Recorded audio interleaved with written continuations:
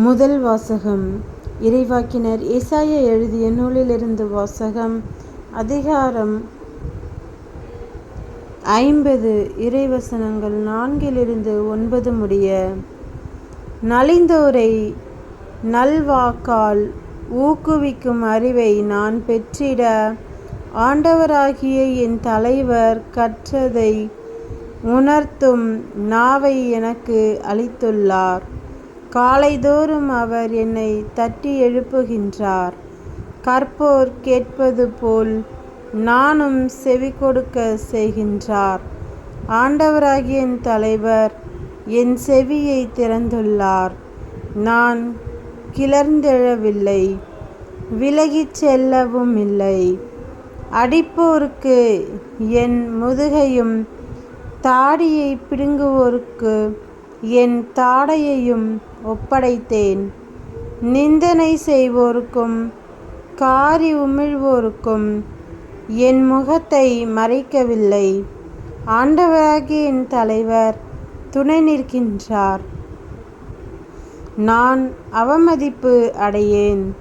என் முகத்தை கற்பாறையாக்கி கொண்டேன். இழிநிலையை நான் அடைவதில்லை என்றறிவேன். நான் குற்றமற்றவன் என எனக்கு தீர்ப்பு வழங்குபவர் அருகில் உள்ளார்.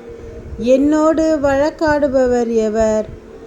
நாம் இருவரும் எதிரெதிரே நிற்போம். என் மீது குற்றஞ்சாட்டுபவர் எவர்? அவர் என்னை நெருங்கட்டும். இதோ, ஆண்டவராகிய என் தலைவர் எனக்கு துணை நிற்கின்றார். நான் குற்றவாளி என தீர்ப்பிட யாரால் இயலும்? அவர்கள் அனைவரும் துணியென இற்றுப்போவார்கள். அவர்களை பூச்சி அரித்துவிடும். ஆண்டவரின் அருள்வாக்கு. இறைவா, உமக்கு நன்றி. நற்செய்தி வாசகம். புனித மத்தேயு எழுதிய நற்செய்தியிலிருந்து வாசகம். அதிகாரம் 26. இறைவசனங்கள் 14-25 முடிய. பின்னர் 12 ஒருவனாகிய யூதாசு இஸ்காரியோத்து தலைமை குருவிடம் வந்து, இயேசுவை உங்களுக்கு நான் காட்டிக் கொடுத்தால் எனக்கு என்ன தருவீர்கள் என்று கேட்டான். அவர்களும் 30 வெள்ளிக்காசுகளை எண்ணி அவனுக்கு கொடுத்தார்கள். அது முதல் அவன் அவரை காட்டிக் கொடுப்பதற்கு வாய்ப்பு தேடிக்கொண்டே இருந்தான். புளிப்பற்ற அப்ப விழாவின் முதல் நாளில் சீடர்கள் இயேசுவை அணுகி வந்து, நீர் பாஸ்கா விருந்துண்ண நாங்கள் எங்கே ஏற்பாடு செய்ய வேண்டும் என விரும்புகிறீர் என்று கேட்டார்கள்.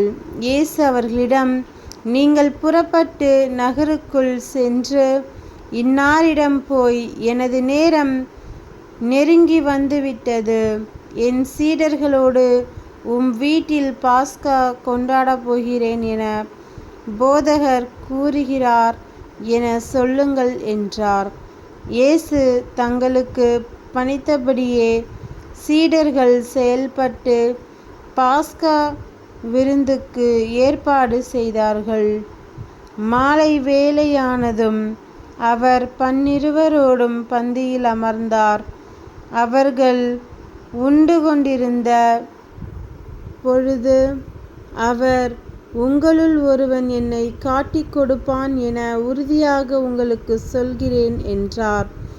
அப்பொழுது அவர்கள் மிகவும் வருத்தமுற்றவர்களாய், ஆண்டவரே, அது நானோ என ஒவ்வொருவராக அவரிடம் கேட்கத் தொடங்கினார்கள்.